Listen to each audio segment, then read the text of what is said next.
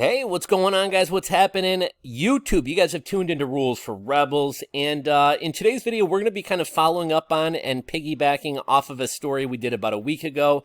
Maybe you guys saw the video I did. Otherwise, I'm sure you guys heard about this story in the news, or maybe some of you guys were traveling and were even affected by this yourselves. The whole Southwest Airlines fiasco. Couple weekends back, Southwest blamed it on weather and air traffic control issues. I think most people realized that it was a sick out. A lot of a lot of Southwest Airlines pilots and employees were either making a statement, and they're not allowed to technically strike, but were making a statement at their displeasure at the thing in your arm mandates by all deciding to stay home over the course of a couple days to kind of show Southwest and really just kind of show the country we can bring travel to its knees. We can bring the system to its knees.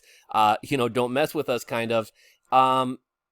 And then there was also, kind of rumors that it was a sick out. So a lot of these employees, not only to make a statement, but employees who were refusing to go along with the mandate and knew that they would eventually wind up losing their jobs. They're not going to be paid out for their jobs before they're fired or let go. So they were, heck, we'll just use up all our sick time, get that pay, stay home, and, when they fire us, at least we wound up going through our vacation time. We saw what a disruption that caused to travel. Over 2,000 canceled flights over the course of a weekend. The airports were overwhelmed with people sleeping on the floors, and this even extended into the week. I think it extended up until about Wednesday before things even started getting close to what you could call back to normal. And it looks like that kind of paid off. The Southwest CEO has kind of flip-flopped a little bit. Initially he said he was going to go along with Joe Biden's mandate. He said it's a law. Then Texas Governor Abbott wound up saying, no, people in my state aren't going to go along with this, which actually gave a lot of the airlines who are based in Texas, I believe Southwest is based in Dallas, Texas. We can argue about whether federal law trumps state law or state law trumps, states' rights trump federal law. But that did give these airlines a little bit of cover if they wanted to say, look, our governor is saying this about our state. But he said, no, he said, I'm siding with Joe Biden. I'm going to enforce this mandate. Well, after the walkouts or sickouts or if you want to call them weather disruptions wound up happening. Southwest CEO kind of changed his tune. Initially Southwest said, I think initially if you had a religious or medical exemption, they were going to put you on unpaid leave. Well, Southwest and Southwest CEO changed their tune. They said, no, you will be paid while we're evaluating or processing your exemption. So that was a little bit of a change of tune. And now Southwest CEO is saying that it makes no sense to fire people who won't get the thing in your arm, or who won't, even if people, a lot of people have the thing in their arm, but they don't think it's really their employer's place to make them show something like that. So Southwest CEO is now saying that, no, he's not going to go along with this. He's not going to fire anybody. It'll be interesting to see how this all plays out. There's stories like this going on across the country, healthcare workers getting laid off. Other employees getting laid off. This is all amidst a huge labor shortage, a supply chain crunch. It doesn't really make a lot of sense to be thinning out our workforce. When we're already experiencing problems. Here in Chicago, we got no bus drivers. Our mayor, Lori Lightfoot, who's kind of a joke, is trying to get Uber and Lyft to drive kids to school. A lot of states have the National Guard driving kids to school. I know New York's talking about bringing the National Guard into hospitals to work in hospitals.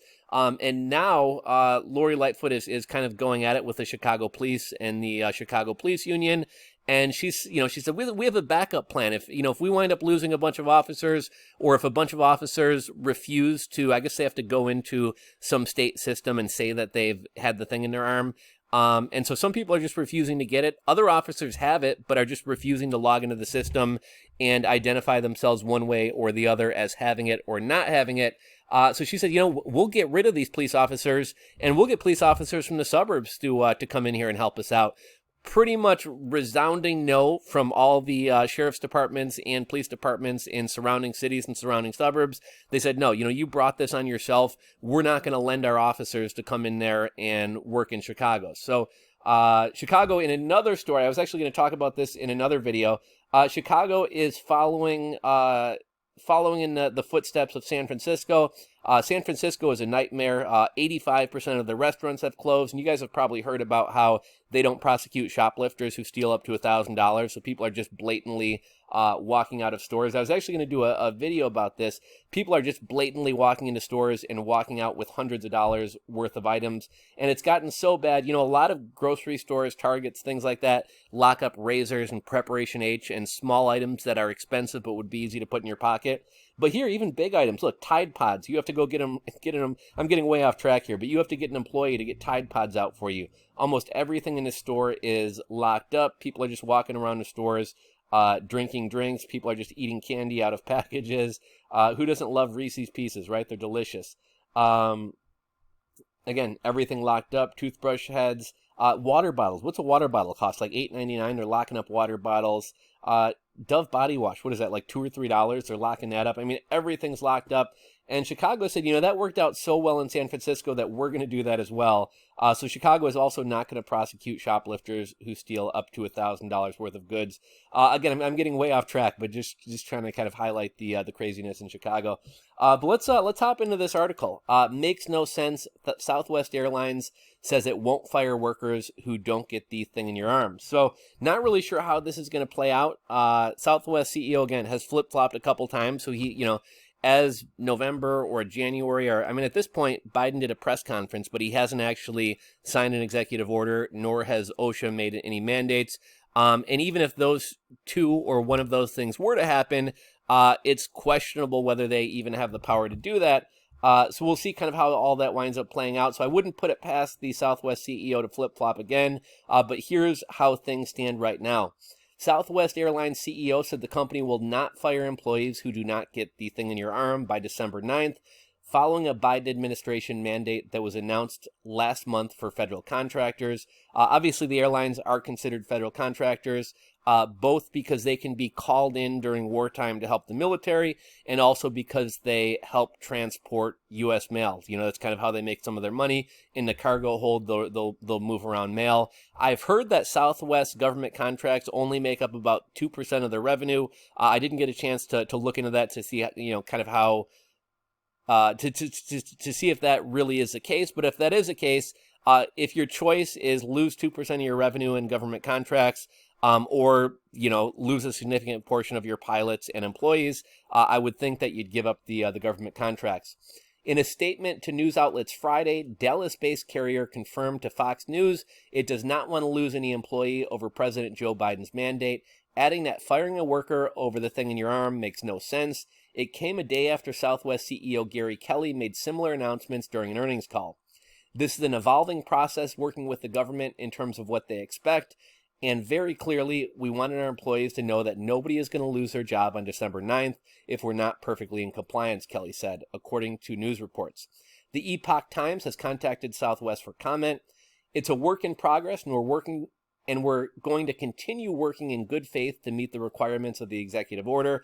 But I've already said, and I'm sure you've heard, we're not going to fire anybody who doesn't get the thing, he continued.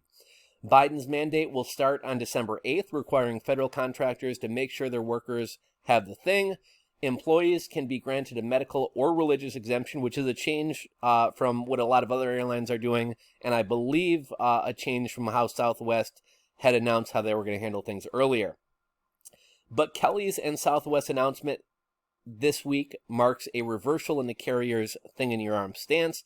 Earlier this month, Southwest stated that workers would have to fully have the thing in their arm or receive an exemption to continue employment. I hate how these pages refresh.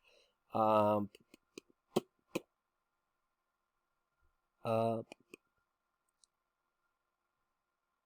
continue employment with the airline after it conducted a thorough review of President Biden's Bierkopf action plan and determined that the carrier's contracts with the U.S. government require full compliance with the thing in your arm directive. Also on Thursday, Southwest said in its quarterly results that it lost some $75 million after thousands of flights were canceled and delayed earlier this month. That's kind of what kind of kicked off this whole thing. The firm blamed the weather and unspecified staffing issues, although there was widespread speculation that pilots and other employees walked out over the thing in your arm requirement. I'm not going to fire anybody, Kelly told CNBC Thursday after the quarterly results were released. Hundreds of workers and others demonstrated outside Southwest Dallas headquarters on Monday, demanding an end to the thing in your arm requirement. Earlier in October, Southwest Pilots Association filed a lawsuit against the company, arguing that the beer cough shot could trigger potential career-ending side effects for pilots. In court filings over the weekend, Southwest asked a judge to dismiss the lawsuit and said an injunction against a thing-in-your-arm mandate could potentially harm its business. American Airlines CEO Doug Parker said this week that employees without the thing in their arm will not be fired by the December 9th mandate, saying the company will work with those, what that means we don't know, who haven't gotten the thing in your arm. So it looks like people are fighting back, and it looks like the tables are slowly starting to turn. It'll be interesting to see how all of this plays out. You know, I don't think this is whether an issue of whether the thing in your arm is a good thing or a bad thing. That's kind of besides the point. I think the issue is whether this is constitutional and whether this is going too far in terms of trampling on people's rights, interfering with people's lives, and interfering with people's medical decisions. And I think another thing that's being much too casually brushed aside, you know, in Biden's town hall yesterday, he was like, freedom, like freedom is a joke, right? Like, even if you are of the belief that the beer cough is so dangerous and the thing in your arm is so great that it's worth trampling on people's freedoms, I think at the very least we have to be very careful in kind of how this, I'm very against this, but I think it is important to at least acknowledge that this is a slippery slope and this is a very dangerous road we're going down, and that, you know, basically acknowledge the fact that we are trampling on people's freedoms because we believe it's the right thing to do or because of safety or whatever else. But I think it has to be acknowledged, you know, what a serious thing this is to force people to undergo a medical procedure, in many cases against their will. But as always, would love to hear your guys' thoughts about this. Go ahead and drop a comment in the comment section below. If you guys enjoyed this story, go ahead and give this video a thumbs up. And if you're not subscribed to the channel, click that subscribe button down below and ring the bell. Thanks for watching, guys, and we'll catch you on the next video.